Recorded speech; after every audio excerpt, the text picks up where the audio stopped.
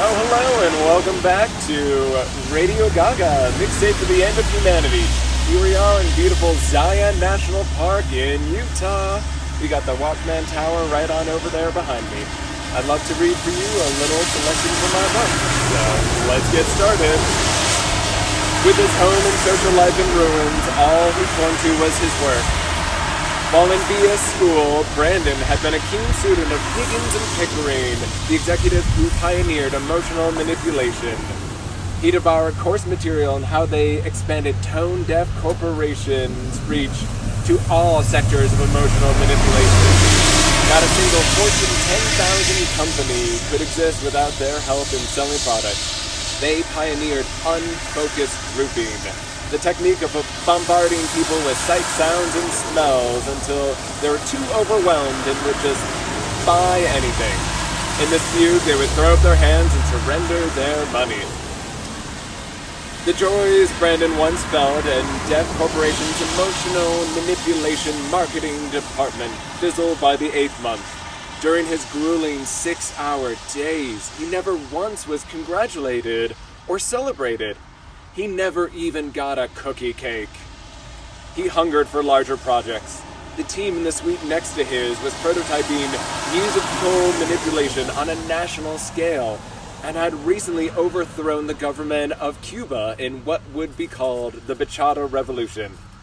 How thrilling to move the hearts and minds of millions to mutiny. But all he got was shitty work. He spent 3 months piloting a program that used social media and songs to manipulate a subset of human grips to change their toilet wiping behavior.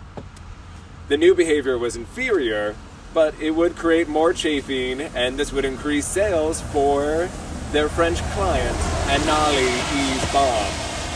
His division's informal slogan was, "Have a product, we'll create a solution." For a moment, he felt a pang of guilt.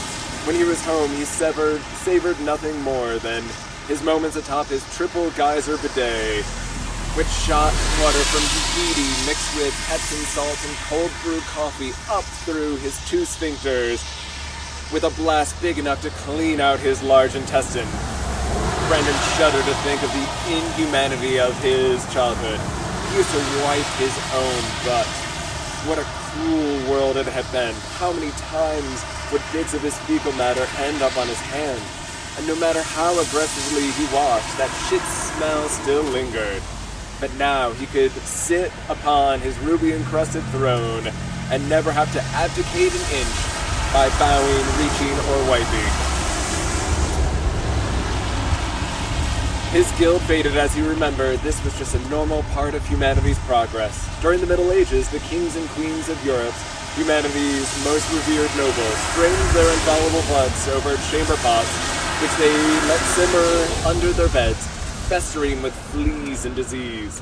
And without indoor plumbing, they bathed only monthly and coated their bodies in talcum powder and oil in an attempt to suffocate the lice that crawled all over them. Though he may be hurting these human grips he manipulates, he's helping the greater body of humanity find superior wiping solutions. And that is a selection of Radio Gaga, a mixtape for the end of humanity, read here in beautiful Zion National Park.